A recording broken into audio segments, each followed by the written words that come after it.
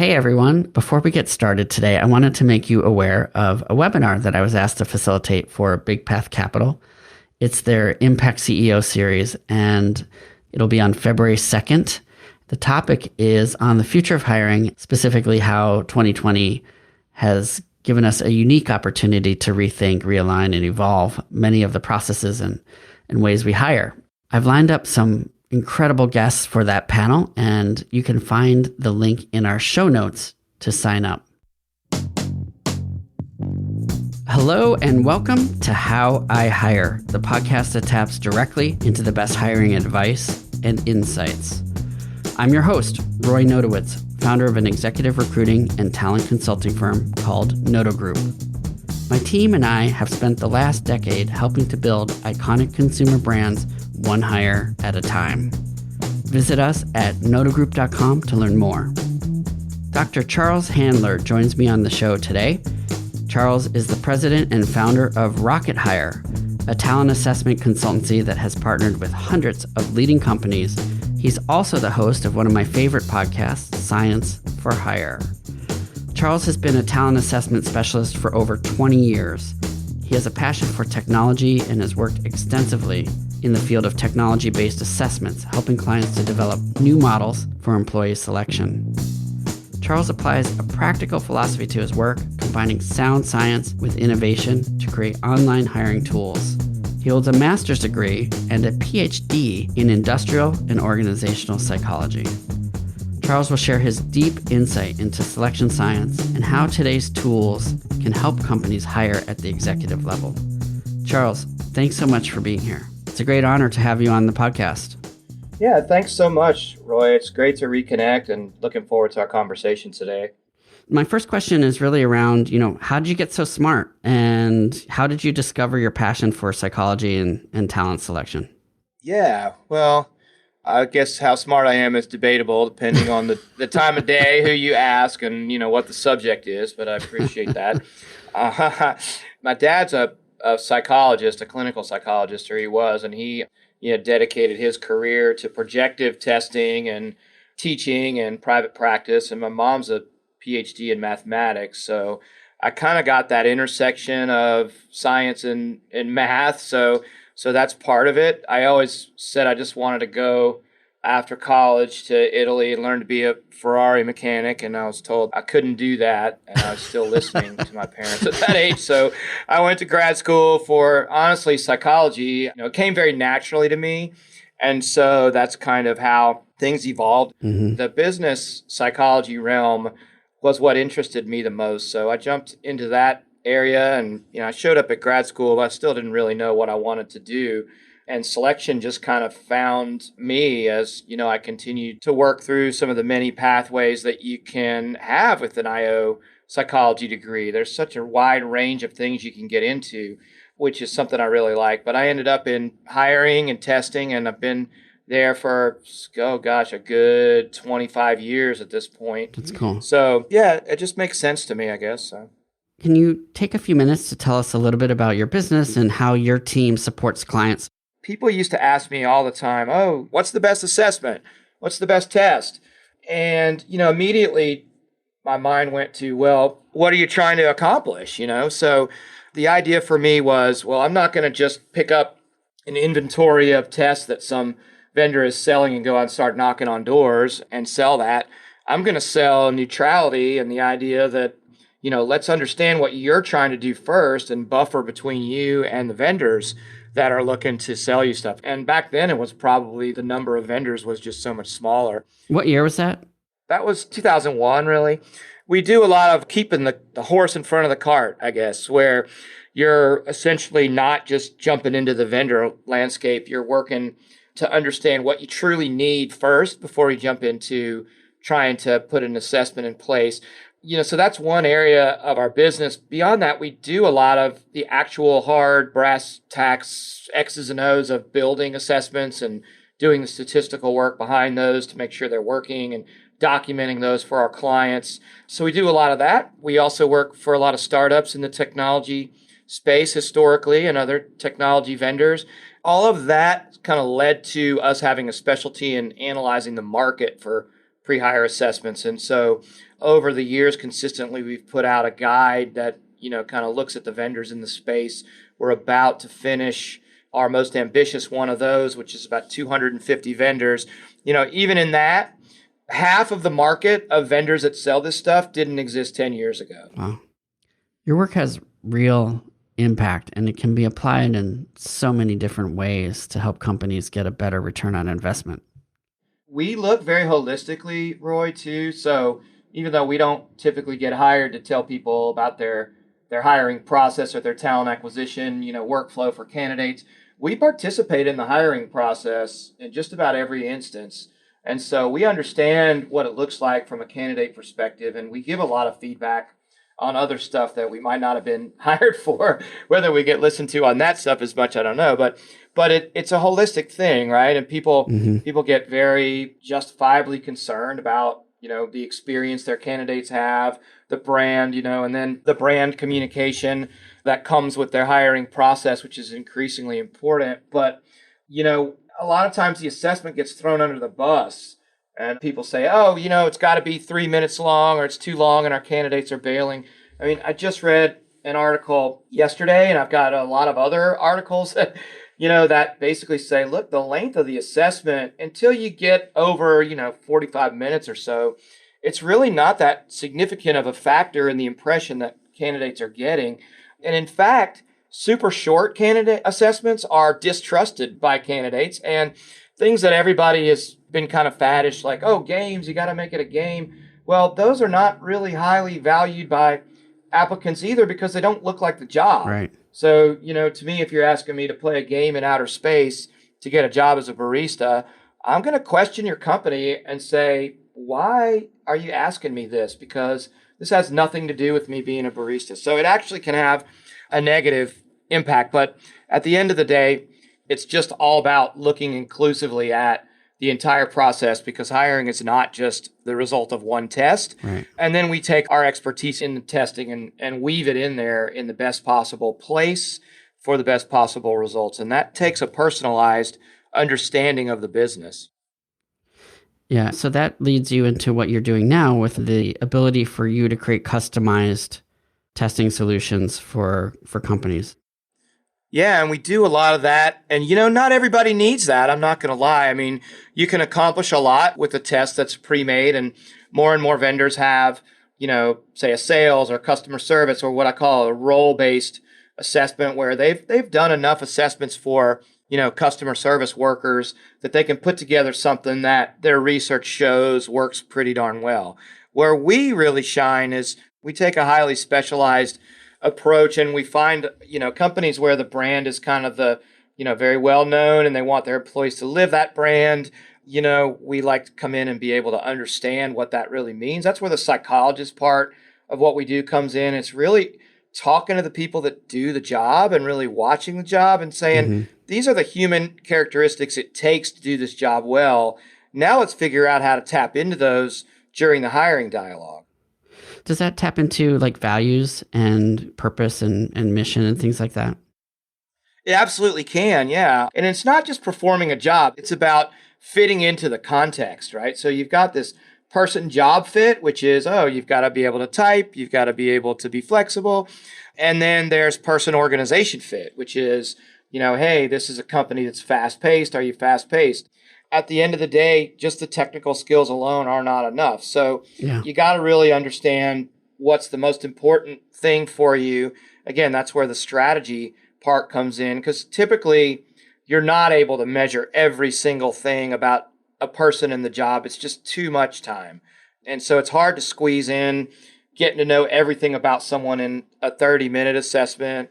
You get interviews and that helps you. And so you can kind of spread out the things you want to measure across the process. And I'm sure that you're familiar, and our listeners, if they're in hiring, are familiar with, for instance, a lot of times you'll have that initial HR interview, as a high level screener. And a lot of times that's where the values come in, right? You're asking people either remotely or via an interview, about their values and stuff. Yeah. And really, as we've moved, this is a big soapbox thing for me right now, is that human experience, appealing to the deep psychological mechanisms that help people form, a psychological contract with their work. And that's, Yeah. support the wellness aspect of things, knowing that your employer is going to support you and your family, the inclusivity part of it, embracing the fact that people are different and helping everyone understand the value of that. And we've seen just that corporate social responsibility, the dedication to, employees has grown and grown. It's not really a talent seller's market right now so much. I mean, I guess if you're really skilled, it is. You're in a position now where employers really do hold more of the cards for most jobs. And that war for talent, it seems like, has been a consistent thing people have talked about for my whole career, right? Speaking of inclusivity and making sure that there's diverse pools under consideration consistently for key roles, we're learning a lot about, the psychology of bias, right? And how that plays into the process. And there's so much variability and inconsistency in terms of how we assess people in that standard interview format. So can you speak to that a little bit? Why are humans so inherently mediocre at evaluating candidate capabilities? Yeah. Boy, that's a great question. It's probably a whole nother series of podcasts. But at the end of the day, human information processing from a cognitive perspective, we've got to put things in buckets. We use prototypes of categories and, stereotypes. Those aren't necessarily a bad thing. They're a natural way that humans can deal with the overload of information in their environment. The beautiful thing is that as you get a chance to get more up close and personal with something, you can begin to work your way through those biases. In the interviewing paradigm, there's a whole list of things, and these are pretty well known. But, first and foremost is creating an infrastructure for interviewing that helps minimize bias. So that would be structured behavioral interviews that, ask people about specific things they've done, and then a structured rating scale that was created, with input by subject matter experts as to what, responses the company really wants to hear, because they're going to lead to the values or the performance or what have you. And then it's training people to be able to actually go through and use that system. But all that still doesn't necessarily take things away. And then you've always got to monitor a balance between a high degree of structure and allowing people to actually use their judgment. It's really about mindset training, tools, right? And in the compliance world, I can tell you that things can very quickly get impractical. So, the level of rigor and structure that you might want to impose to be 100% sure you're bulletproof, which you can never be, sometimes imposes an impracticality on the whole process that makes people not buy into it, makes it hard to use. It's common to see when we work in compliance or work with a firm that's really heavily compliance focused, they'll break a job down into like 600 tasks and then, try to collect data on many of those tasks and how they load into competencies in the hiring process. And you end up with a 400 question, inventory that fractures the job performance domain into 79 pieces. And it's hard to assimilate and use. Yeah. And, there's a reason for those things sometimes when companies really need to be forced to do things a certain way, but it's all risk management balance. And so bias is there, but it's not a reason not to use these tools. And in fact, because the pushback of, hey, we don't want to use assessments because we're worried about the legal liability, I will say in counter to that it's actually better to use a validated, properly constructed, documented assessment because it removes a degree of bias from the process and actually gives you better legal standing if you do it right. Consistently. Yeah. I mean, sometimes we've had potential clients come to us and say, hey, we want to use this assessment, and it's maybe more of a personality test or something that's not legally compliant or validated for selection purposes. And I think that's something that is really important to bring home in this podcast, is that there are tools that are specifically designed for selection purposes, and there are others that are not appropriate for selection purposes. And so that's where, having an expert like you, I call you on a regular basis to, hey, what do you think about this assessment or that assessment? Or, so those are the things that I think people should watch out for and make sure that they're assessing the right things and that it's something that's legally compliant. Yeah, and it's hard to know as a consumer. You can't blame people that don't have a formal, background or training in what I do. And that's really been, again, part of our whole ethos from square one. I mean, we do work with a lot of companies that have IO psychologists for sure and do a lot of projects to support them. But, our typical engagement is, hey, we don't have an internal IO psychologist and we know we got to get this right. So, we want to bring you into the equation, and we help provide a first line of defense against not only shoddier solutions, but, the wrong solutions. I'll give you an example, which is kind of the poster child for this, is the Myers-Briggs or the DISC. Those are not tools that are meant for selection, yet they get used that way. Thank you for saying that. Yeah. They have a lot of appeal. They're naturally intuitive. They're fun when you do those sessions. But basing employment decisions on those, that's not what those tests are made for. They're not competency-based at all. They're what we call typology tests too. So they put you in a kind of a formula. I always call it alphabet soup with the Myers-Briggs because I can never remember what my letters are. And to try and compare yourself to a bunch of other people or compare a bunch of applicants, it's unwieldy. You got to keep this stuff practical or people lose interest pretty fast. How much weight should we put into the Hogan?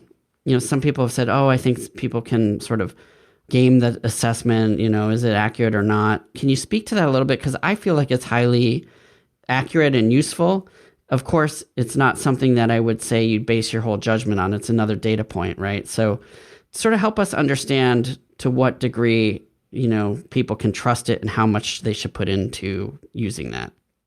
So the first thing is when you talk about the Hogan specifically versus just a personality test, Hogan's a gold standard, well-researched. It's a high-end tool that's got abilities to do quite sophisticated kind of precision diagnostics. So I trust it because of that. But again, a great tool used in the wrong situation has very little value. Yeah. So the Hogan's great, but before you even say I want to use the Hogan, you say, what are the things that are critical to success or failure here? And how do we identify and document what those are? Then we can give people the Hogan and we can look at the results in critical areas.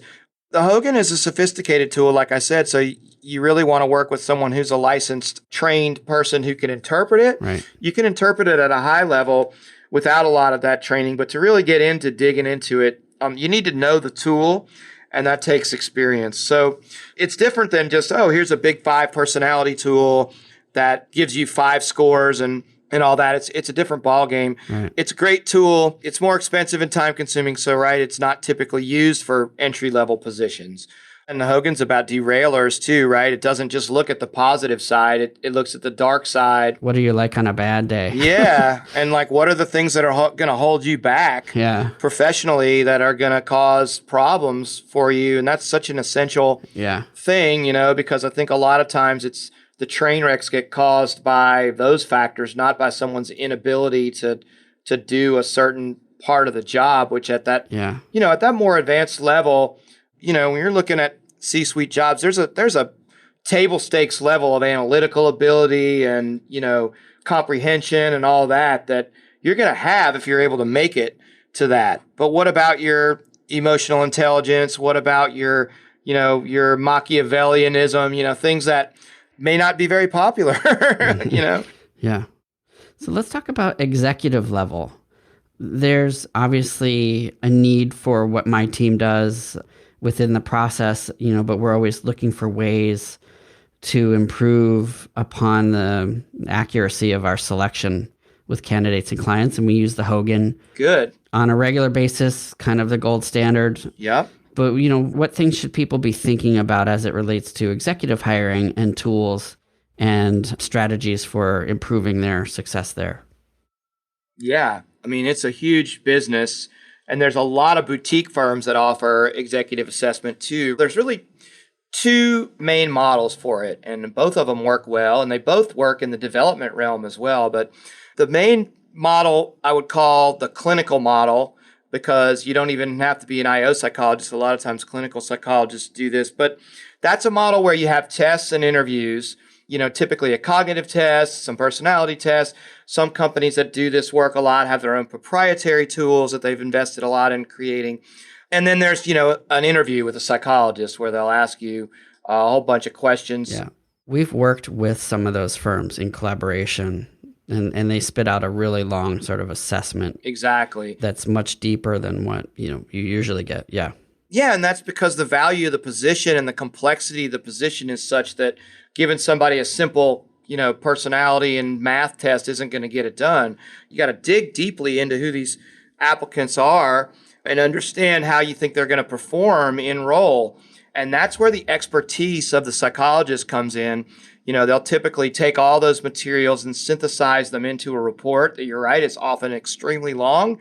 And a lot of times people don't even really look at that report in a lot of detail. A lot of times what happens is the hiring manager, the committee that's doing the hiring, they'll do a very full and thorough debrief with the psychologist. And ultimately, some of these tools just depends on how the vendor's set up and what you want as a client of theirs.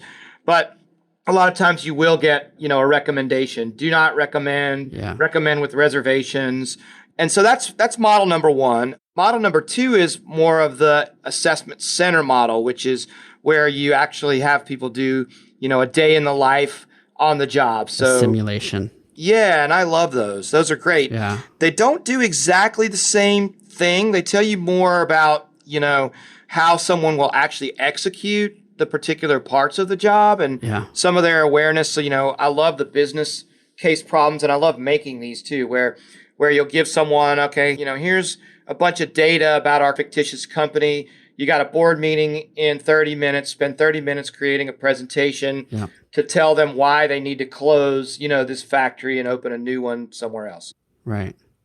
We call those realistic job preview projects, and we like to make them about something that the person would actually be wrapping their head around. Totally. If they were to take that job, right? Giving them some data. Yeah. You don't want it to be something really super long, right? But I found that those give clients a really great way to see what it would be like to work with that person and how they communicate and how they think. And absolutely. It also gives the person a really kind of meaningful experience where they can imagine themselves in the role or not, right? So we spend a lot of time thinking about those when we're working with clients and get a lot of value out of that as well. Yeah, well, that's good to hear. So there's all kinds of ways that you can do this, but at the executive level, it's all about digging very deeply. Yeah. One of the things that I've found interesting about that is typically on the lower level jobs or even up to, managerial jobs, you'll study the job and build a competency model and then hire against that. But in the executive realm, it's a lot more just looking broadly across people's constructs they bring to the table and what's required for that level of job. I'm not saying competency models aren't built in, but the assessment tools are not usually changed very much, or the process isn't changed very much based on the particular job as it might be in lower level jobs. It's typically everybody's going to use a Hogan and a Watson Glaser and an interview, and then they write it up based on, what they hear about the job. And it costs a heck of a lot more, as you know. And there has not been a lot of movement in the market where, this complex paradigm has been automated or simplified. And I'll tell you why. I alluded to this earlier. It's about human judgment. There's no technology at this point that can synthesize, 6 different tests and a bunch of interviews versus understanding the job and come back with a very personalized set of recommendations and feedback. It does not exist. We're not there yet. It's really interesting. And I guess that gives me comfort knowing that, we're going to have a job for a while here. Oh, yeah, for sure. Yeah. And it's one of the things I look for in search consultants here is, writing and critical thinking and ability to synthesize a lot of information and apply that to the competency model that we build for each role, right? It takes a lot of brain power, and it's probably one of the things that, can be the most taxing on a day-to-day basis for my team is like, we spend a lot of time writing up those summaries and thinking about what we heard in interviews and things. And then, sometimes clients really, read that stuff, and other times not so much, Don't forget about, something I didn't touch on that I think is critical at the executive level too is leadership, right? Yeah. You add the dimension of being a good leader, and especially at, the C-suite level, got to be a good leader. Yeah. And leadership is something that is still a little squishy. I mean, it's like we all know a good leader when we see one. There's not any one unified theory of leadership that we found that, explains it all. It's still got this mystical quality of what is it that makes a natural born leader. We don't have a natural born leader scale as far as I know, but a lot of the bigger firms, and some of them are search firms that also do executive assessment, they have a proprietary model of leadership that they've developed and they've researched. And so they calibrate everything they do in the hiring process leadership wise to that particular tool or that particular model. And that's not a bad thing at all. So you can't ignore the leadership factor. And, a lot of times an exercise like those realistic job preview exercises you talk about, they get at it somewhat, but it is the realm of the specialized, executive assessment to really understand and break leadership down. Yeah. So it's about, having a structured competency model that you evaluate against through the entire process. It's about looking from the very beginning of the dialogue with that candidate and accruing that information so that, their file grows with every touch point. And then you can sit around and look at all that data and go, this is what I think about this person. The evidence shows that we agree on it. And the higher level jobs, there's a lot more of that because there's fewer jobs to fill, fewer candidates typically, and the value of the job and the cost of failure or success is so much greater that people will invest the time. Right. So let's talk a little bit about some of the trends that you're seeing out there. Specifically, maybe we can talk about AI tools. I've listened to some of your podcasts where you've had guests talking about some of the benefits and challenges with regard to those tools. Can you speak to that a little bit?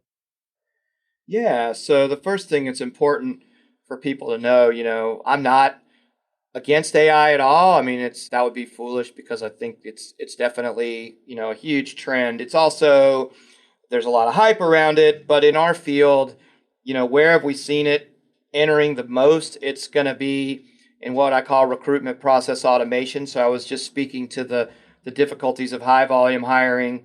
There's a whole administrative part of that too, that, you can automate sourcing, you can automate screening.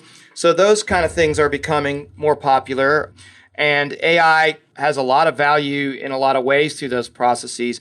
What it can't really do yet is have the same psychological measurement qualities, like the same ability to really tap into a construct that we would get from psychometrics. And it's really the difference between data science and psychological science in that, data science is much more empirically driven. So you don't really look at the constructs. You just look at the pattern that the data shows, and you don't actually have to explain it as much as just saying, oh, people that like curly fries are better at this job. And so you kind of end up with some head scratchers about why. And that's one of the reasons why I like to make sure that it's construct driven. If you can use AI to help you measure that construct or collect evidence around that, great. The other thing I alluded to that, we're just not ready for yet is that replacement of human judgment and decision making. Yeah. Even though humans are biased inherently, we talked about how to help mitigate that. Machines can be just as biased and, for different reasons, but a lot of times they reflect the biases of whoever set up the training, or they reflect the biases that are inherent in the model, and all they're doing is reporting back on those. So there's stewardship that has to happen over those tools, just like any other tools. But, the coolest advances I'm seeing are in automating the human judgment and replacing it. And that's on the scoring side of the equation more. Interesting. There's only a couple companies I've seen doing this and making good inroads, but they'll train the evaluation of someone on a more complicated simulation or something like that. They'll train the model to know the right answers, and there's usually multiple pathways to those right answers. And once you get that trained, you can actually evaluate the applicant's responses in a way that is starting to get a little more sophisticated. Yeah. So where I don't like it, and you just see so many firms in the recruitment process automation space, just, they talk about AI and AI-based matching and all this. Well, 90% of that is old wine in a new bottle. It's we take a resume and we break it down using natural language processing, and then we'll take a job requirements or what your requirements are, and we'll break that down using natural language processing. And then we're going to see, which one is most predictive of the other, how well this person matches. You'll build those algorithms, and those have flaws inherently. And there's a reason they do it. It's efficiency. I'm not going to argue with that, Yeah.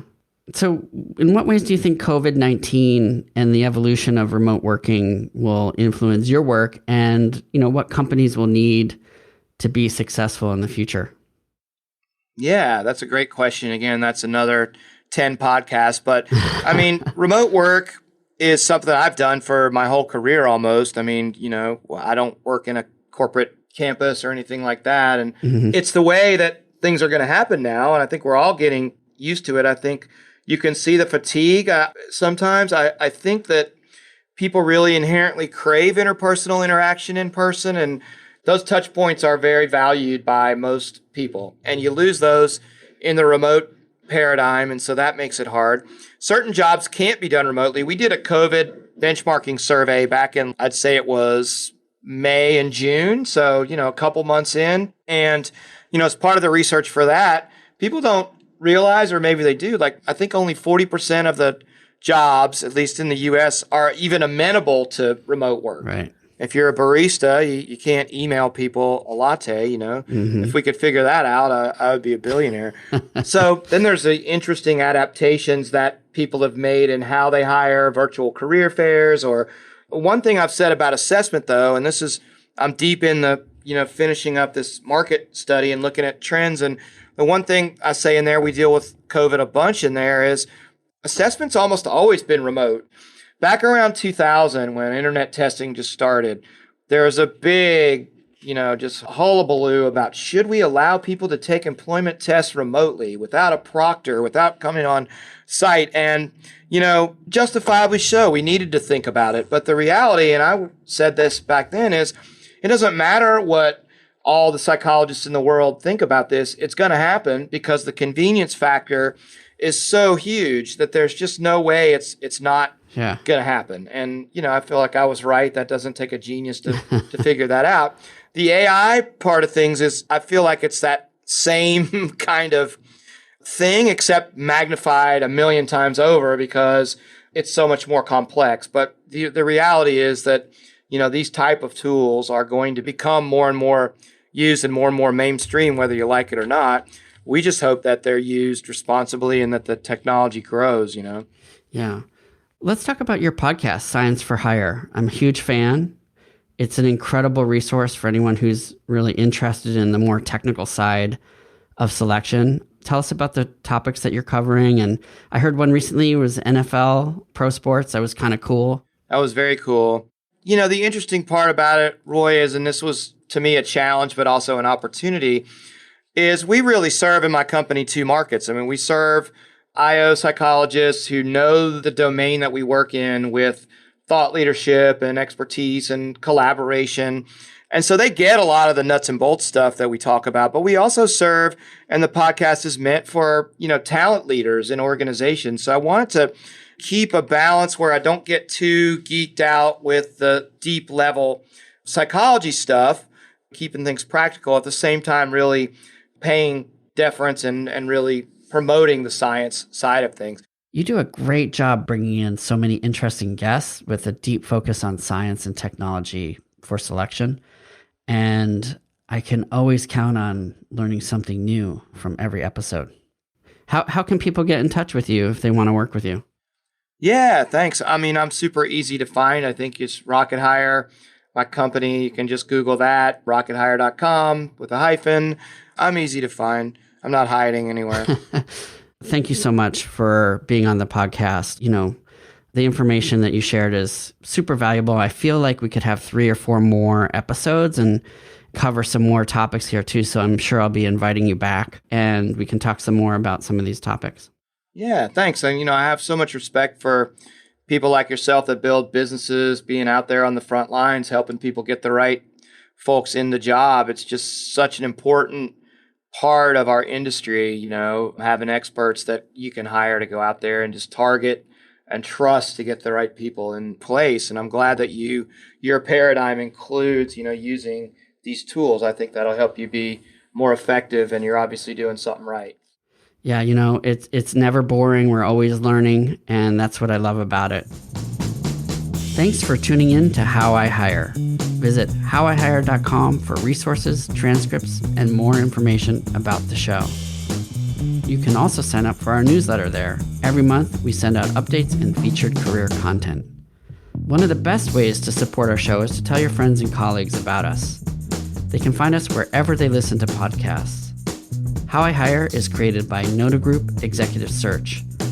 To find out more about Noda Group, visit nodagroup.com and follow us on LinkedIn. This podcast was produced by Anna McLean. To learn more about her great work, visit aomclean.com.